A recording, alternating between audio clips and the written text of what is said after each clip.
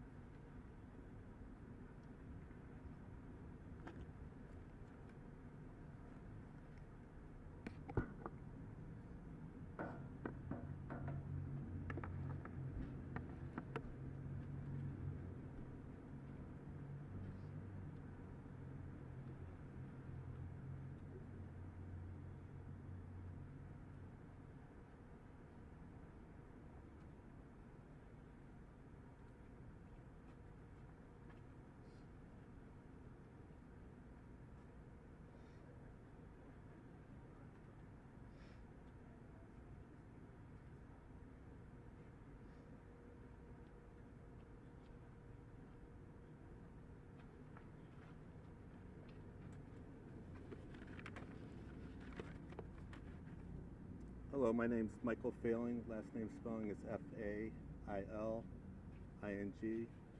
I'm the acting chief of police for the city of Lorain. What I'm giving you is a preliminary investigation. Leary police are still investigating. This is what we know for so far.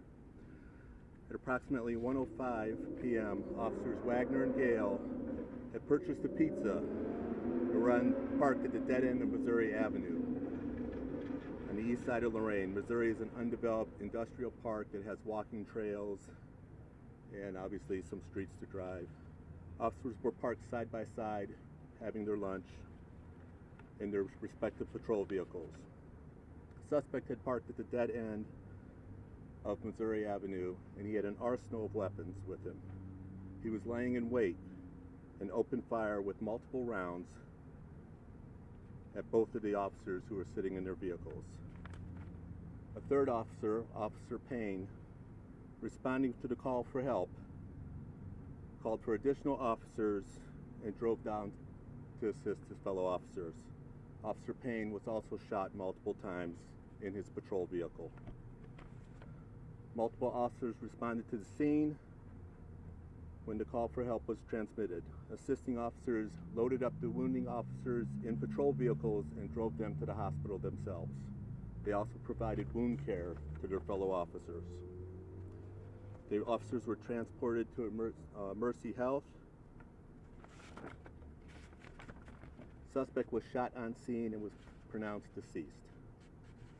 Officer Gale suffered a gunshot wound to his hand, and he's being treated at MetroHealth Center right now. Both Officer Payne and Wagner suffered multiple gunshot wounds, and they were airlifted to Metro. They're currently undergoing medical treatment, and if you could all pray for these officers. The investigation into this incident is being handled by Elyria Police Department, so the information I give you could be subject to change as a result of their investigation. At this time, I would like to thank the men and women of the Lorain Police Department, the ones standing behind me. A lot of them responded to this call. I'd like to thank them for their bravery, the remarkable response to this tragedy. I'd also like to thank our law enforcement partners, both local and federal, that responded to the scene.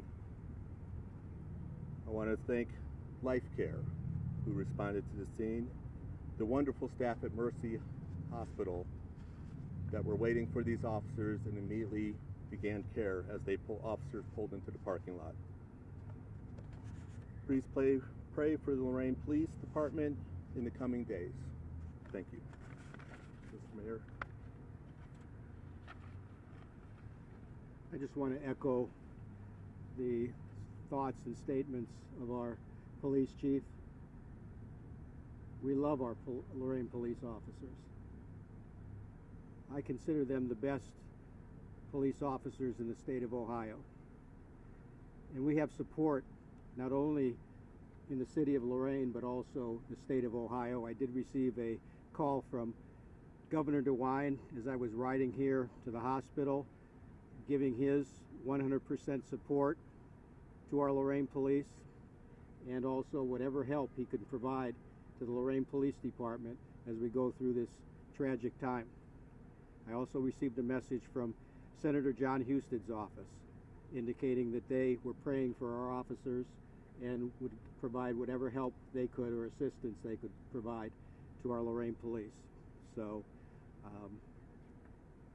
it's a tragic day in the city of Lorain, but we're a strong city, and we're going to move forward, and we just welcome all your prayers and all your support for our police officers and the citizens in the city of Lorain. Thank you very much. At this point, the state FOP President, Jay McDonald, is going to say a couple of words.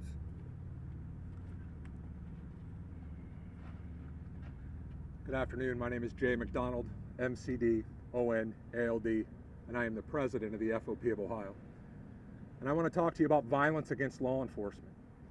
Through the month of June, 166 law enforcement officers have been shot in this country. And every day, these heroes behind me continue to come to work to protect and serve their communities, knowing that this violence continues to rain down on the men and women who swore an oath to protect people they don't even know. 166 men and women shot from January through June. And now we add 3 more names to that list. And all of these men and women behind me came running to help, into a hail of gunfire, to help their brothers. They're heroes.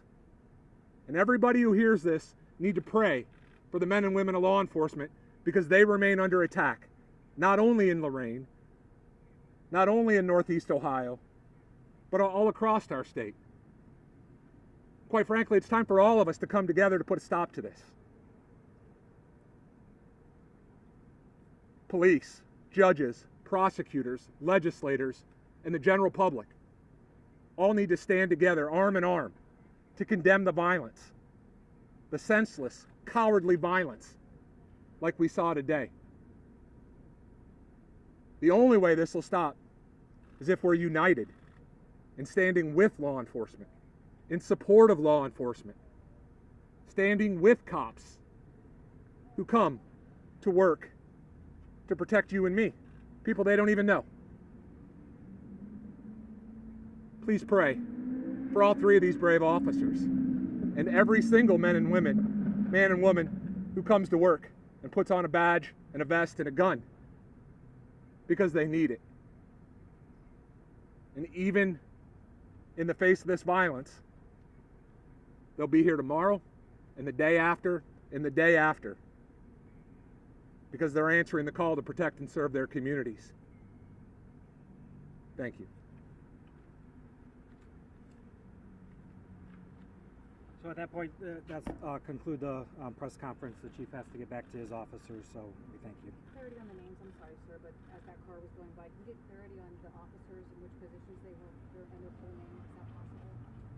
We'll have Cleveland release pictures to you and the officers' names. Okay, the full names and who was in which car? Yes, Okay, we can do that. Do we know conditions on the officers? They're all being treated right now.